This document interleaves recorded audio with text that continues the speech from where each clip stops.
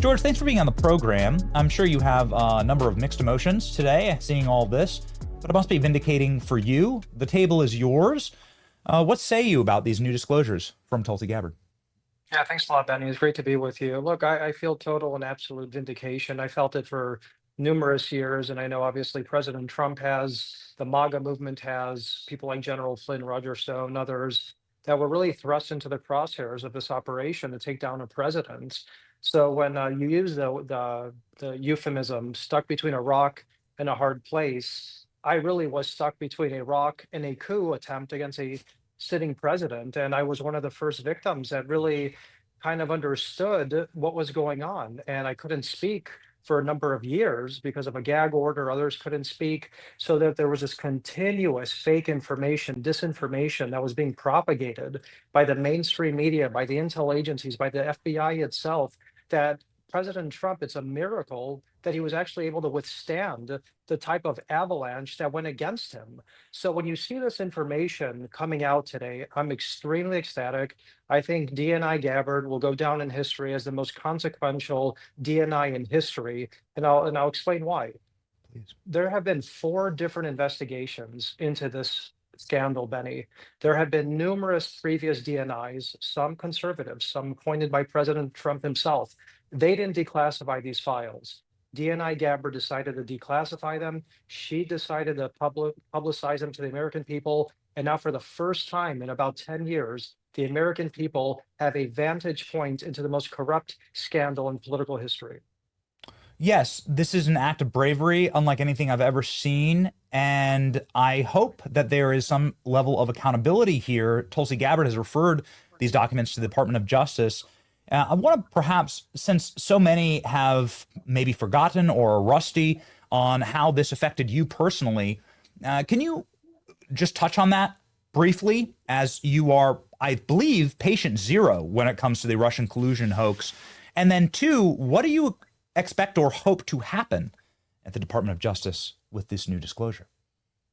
Yeah, certainly. Imagine being a young guy in your early 20s, going into your late 20s. You joined 2 presidential campaigns as an advisor. I was on Ben Carson's presidential campaign. Then I joined Trump's presidential campaign. Obviously, the 2 winners.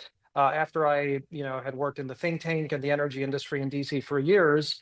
So I had a very, cushy position in DC. I decided to leave that to join these campaigns. And little did I know, Benny, that opposition candidates were being targeted for extermination by the Hillary Clinton campaign and the Obama intel agencies. It's unfathomable that, as an American citizen who simply wants to give back and to basically help rivals to what you thought was the worst president in American history, Barack Obama, and to prevent a third term, meaning Hillary Clinton, you join campaigns and then you're targeted. So, of course, it was a very dark time for numerous years. Lost business associates, friends, even some family.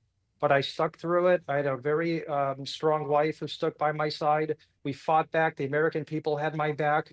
President Trump pardoned me, and we've been on offense ever since. So things are great now, but it took a long time, Betty, and it's taken a long time for other people who are victims of this scandal too. Moving forward, what I think is very important is we have to look at the facts of the situation. We have to look at why Special Counsel John Durham said that the investigation did not start the way that Mueller and Comey said it did. We have to understand whether he was unable to prosecute other members of the FBI or the CIA because of this information being classified.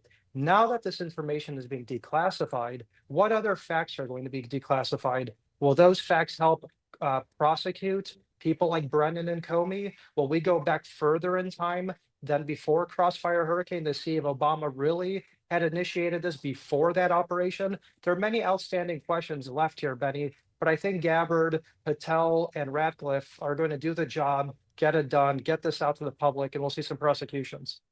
It's interesting your answer there, George, because you seem to narrow it down to Hillary Clinton. And when you really look through in the subsourcing of the classified annexes here, you can see that the Steele dossier was all they had. Now, this was, of course, Russian disinformation. They paid Russian spies. The Hillary Clinton campaign directly paid Russian spies in order to make up fake information about you, about Donald Trump, and then use that information in order to sabotage his campaign in what is truly an insurrection or a seditious conspiracy, whatever you want to label it. Do you believe that this all begins and ends with Hillary Clinton. I think, Benny, that there was an ongoing investigation or some sort of illicit surveillance of rival presidential campaigns, likely starting in 2015. Mm. And I'll explain very simply.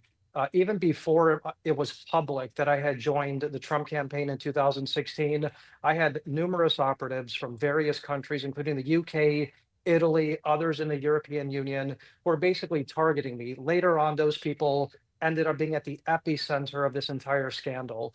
So when people think it's simply Hillary Clinton, yeah, Hillary Clinton had a motivation to dirty up Trump. People pay for Oppo research, they dirty up their political opponents. It happens. But you know what the criminal aspect is here, Benny? It's when people take up political opposition and use it to obtain illegal FISA warrants to defraud FISA courts and to defraud the system to surveil political opponents. And that's really what Comey and Brennan and Obama did. They basically took what Hillary wanted and did her dirty work for her, but they ended up being the ones who did the dirty work for her and the illegal activity. So Hillary's guilty, but the real people who broke the law are the people that were sitting in the halls of power, and that's Brennan, Comey, and Obama. You know, George, we can rail until our voices crack on this issue, but there are some people who were directly, primarily affected. General Flynn is a friend of our program. He himself had his career destroyed and nearly his entire family imprisoned over this. You yourself also has been primarily affected. And I would like to ask, perhaps, for you to give maybe a call to Pam Bondi, the Trump Justice Department, as to what you'd like to see next on this, as to what you'd like to see as punishment for this, because, well, quite frankly, you are a primary victim. So many of us feel victimized just based on our votes being stolen and what seems to be a Trump administration being stolen, but you had so much more damage done to you. What would you like to see as recompense here, George? Benny, when you have nothing to hide, you want accountability, you want transparency. And I believe transparency will bring accountability. Declassify every single file that went into Crossfire Hurricane, any illegal surveillance that occurred before Crossfire Hurricane, the way John Durham said it. I'm not saying it. John Durham's special counsel, John Durham himself, said the investigation didn't start the way that the mainstream media or the Comey FBI said did. So declassify everything.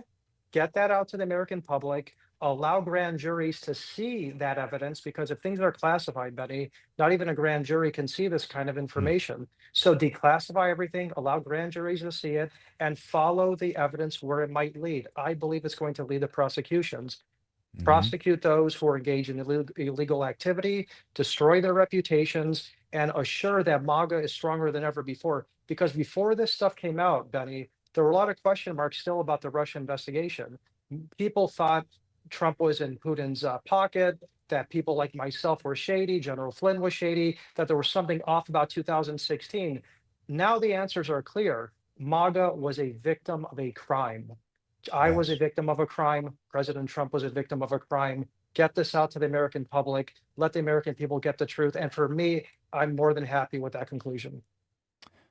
From your mouth to God's ears. By the way, if you want to find out more about George's story, he's written an incredible book. Here it is. It's called Deep State Target. He's a best-selling author. He also hosts his own show. He's a co-host of the Global View show. George, thank you so much for being on the program, for shedding some light onto this. And we'll be sure to clip that as a message to Pam Bondi for what an actual victim, a true victim of this wants. And we hope that you're back on regularly, George, to elucidate for our audience what happened here. I appreciate it, Ben. Thanks so much. Thank you.